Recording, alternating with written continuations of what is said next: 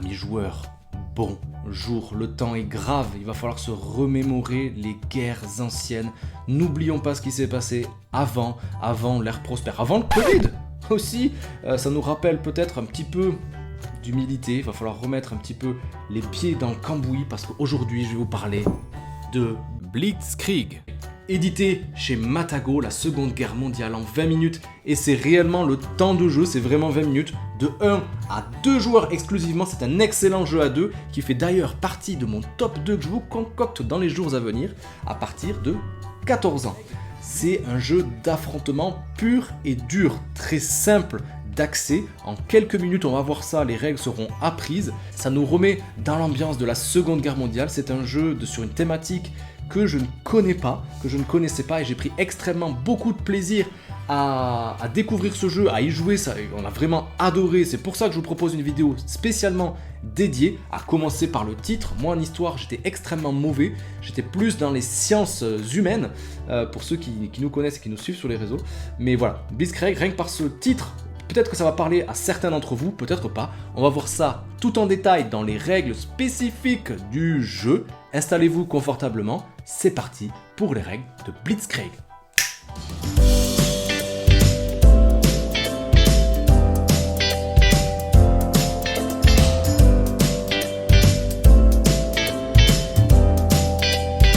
Bienvenue les amis, entrons tout de suite dans la Seconde Guerre mondiale, dans laquelle on va pouvoir incarner soit la coalition alliée ou alors les puissances de l'Axe pour s'affronter et prendre le contrôle des principaux théâtres d'opération. Ce jeu, Blitzkrieg, c'est un vrai jeu dynamique et rapide aux règles vraiment extrêmement simples, on va voir ça ensemble. Il va falloir faire face à de nombreux choix décisifs. On va piocher des unités dans notre sac pour déterminer notre force et aussi compenser nos pertes.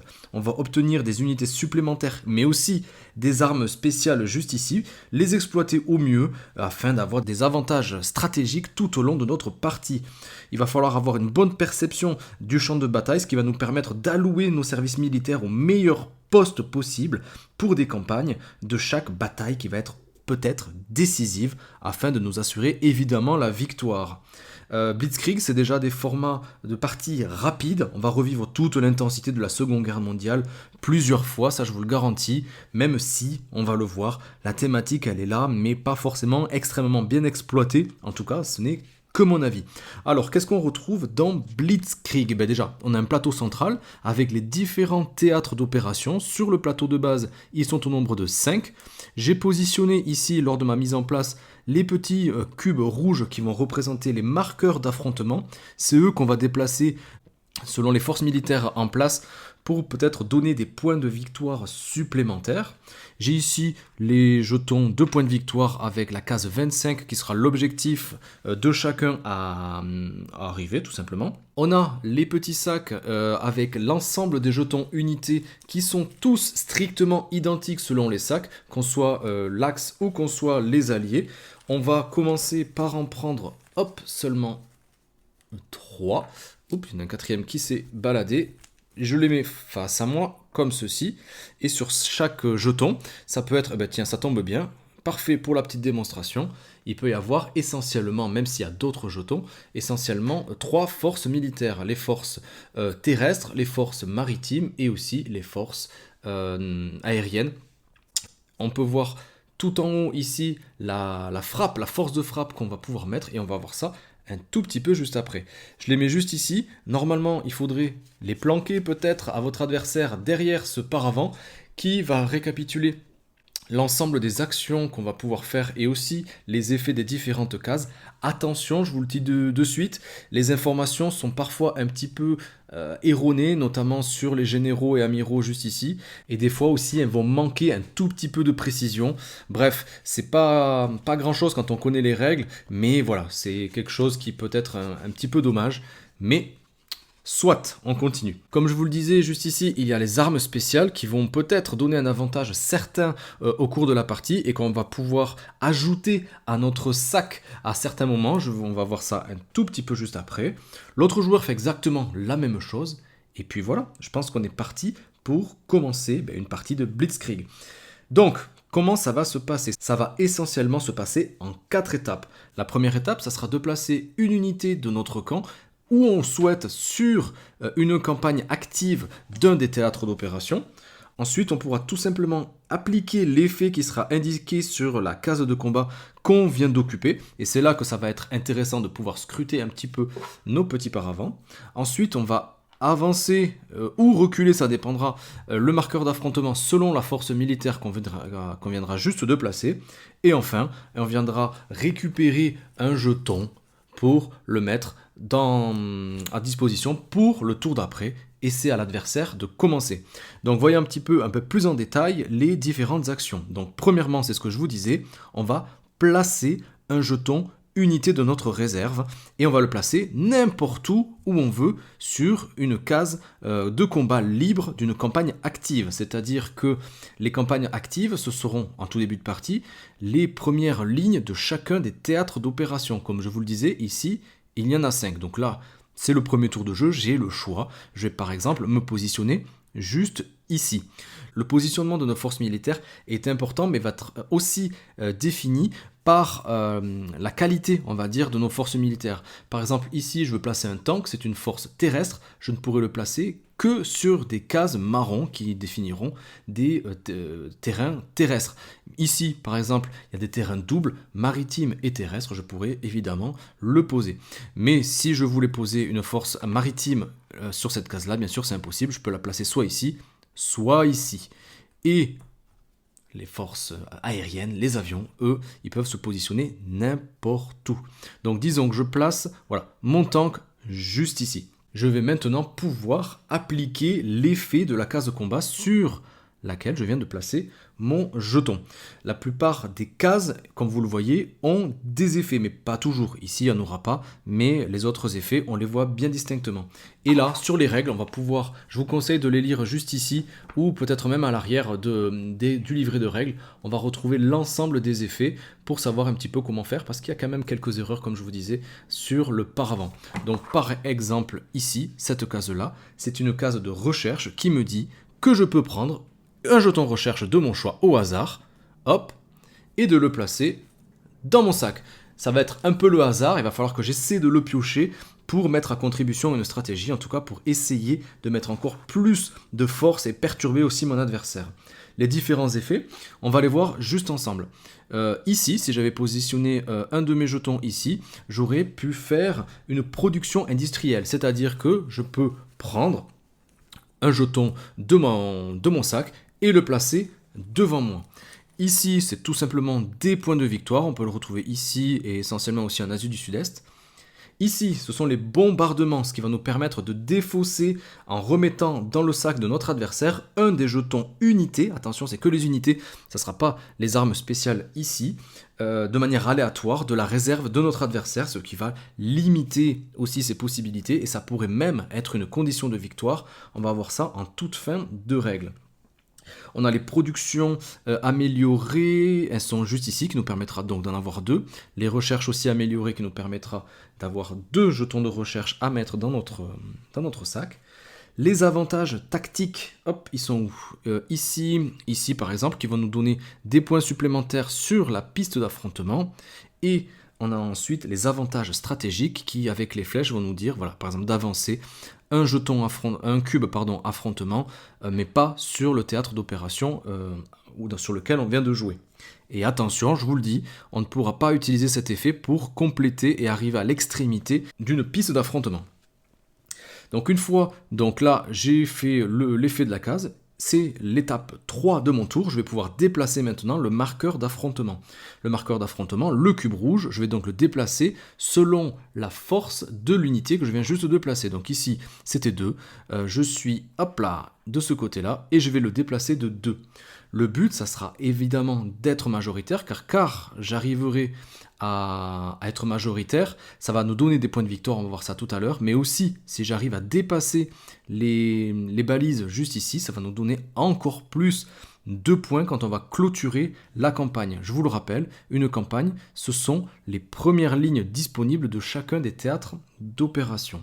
La campagne sera clôturée dès qu'un joueur va placer son jeton unité sur la dernière case combat libre d'une rangée. Et après avoir déplacé le marqueur d'affrontement, comme je viens de le faire d'un nombre de cases égal à la force du jeton, on va vérifier dans quel camp se situe le marqueur affrontement. Ici c'est simple, c'était juste une démo, c'est moi, c'est de mon côté. Donc c'est moi qui remporte la victoire. Et donc je vais pouvoir augmenter sur la piste de victoire globale du nombre 2 points qu'il y aura marqué ici, plus 1, car je viens de le franchir. Donc c'est là qu'il va falloir peut-être jouer aussi le jeu de ne pas laisser l'adversaire forcément arriver à ses fins, car si on arrive à placer le marqueur d'affrontement à l'extrémité de son propre camp, eh bien on va clôturer totalement le théâtre d'opération et ça va nous permettre surtout, ça risque d'être vraiment un avantage certain, de réaliser l'ensemble des bonus encore disponibles sur ce théâtre d'affrontement. Par exemple ici, si j'arrive à clôturer comme ceci, même si ça reste peu probable, je pourrais réaliser les 4 actions qui restent ici. Je ne marquerai pas les points, mais je pourrais faire ceci et ça me multiplierait bien sûr mes chances de victoire. Mais justement, comment on pourrait fermer un théâtre d'opération? Eh bien, tout simplement, soit avec la condition que je viens de vous énumérer, donc c'est en arrivant à l'extrémité de notre propre camp sur la piste d'affrontement, mais aussi si l'ensemble des cases d'un théâtre d'opération serait complété. Et bien sûr, cet théâtre d'opération ne sera plus opérationnel et on ne pourra plus intervenir dessus. Mon tour de jeu est presque fini, il ne me reste plus qu'à piocher un jeton supplémentaire que je vais pouvoir mettre face à moi. Attention, ça sera toujours planqué, le paravent je ne l'utilise pas.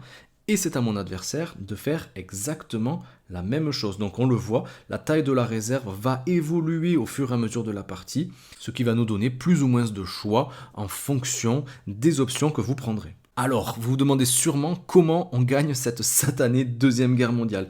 Eh bien tout simplement quand l'un des jetons de victoire globale arriverait ici à la case 25. Mais attention, je ne vous l'ai pas dit, ça dépendra aussi du camp que vous incarnerez. Car c'est toujours le joueur qui va incarner l'axe qui va débuter la partie. Donc si celui-ci arrive en premier à 25 points, eh bien les alliés vont encore pouvoir jouer un dernier tour de jeu, histoire que ce soit équitable et qu'il y ait le même nombre de tours de jouer. Et suite à cela, le joueur qui aura le plus de points de victoire sera déclaré vainqueur. Par contre, si c'est le joueur qui incarne les alliés qui arrive en premier sur la case 25 ou au-delà, et bien là, la partie s'arrête immédiatement et c'est les alliés qui sont déclarés vainqueurs, sachant qu'ils ont commencé en deuxième le début de la partie. Et par contre, voilà, si les deux joueurs finissent la partie à égalité, c'est le joueur des alliés qui sera déclaré vainqueur. Il aura tout fait pour empêcher l'Axe d'arriver à ses fins. Et aussi, une autre condition de victoire, et c'est là que je voulais en venir tout à l'heure, c'est que si, en début de tour, si un joueur ne peut pas placer de jeton unité, soit parce qu'il n'en a plus, soit parce qu'il ne peut placer son jeton sur aucune case combat qui serait encore disponible, et bien alors c'est fini pour lui malheureusement et son adversaire gagne immédiatement. La partie sera déclarée vainqueur. Et bien voilà les amis, je pense qu'avec tout ça, vous pouvez commencer à faire de belles et bonnes parties de Blitzkrieg, sachant que voilà, les parties risquent d'être vraiment bien dynamiques. Les jetons d'armes spéciales, on peut en voir quelques-unes, mais voilà, justement, il y en a qui sont quand même exceptionnelles. Par exemple, voilà, celle-ci, qui va nous faire marquer directement 7 points sur le théâtre sur lequel, de terre que j'aurais mis, je l'avancerai directement de 7, et je diminuerai de 2 l'ensemble des autres, ma puissance, sur les autres théâtres d'opération encore valides. Donc attention à l'utiliser à bon escient. Il y a quelques forces maritimes, voilà, qui vont être un tout petit peu plus puissantes que les autres, voilà, qui risquent de donner un avantage certain. Les petits éclairs qui vont nous permettre de jouer immédiatement sur la même ligne un autre jeton, par exemple, voilà, ça me fait avancer d'autant plus, et hop là, sur ce théâtre d'opération, sur cette campagne. D'autres qui sont encore plus puissants avec une croix, ce qui va m'interdire d'utiliser l'action de la case sur laquelle je viens de me placer. On retrouve voilà, l'ensemble des capacités de nos jetons et des cases combat sur le paravent. La bombe nucléaire, on vient de la voir. Il y a aussi l'espion qui va me permettre de copier la valeur, le type de la capacité spéciale du jeton d'unité que vient de placer mon adversaire, ce qui pourrait le mettre un peu dans l'embarras. On a le scientifique juste ici qui nous permet de le placer n'importe où, pas forcément sur la première campagne, donc la première ligne disponible.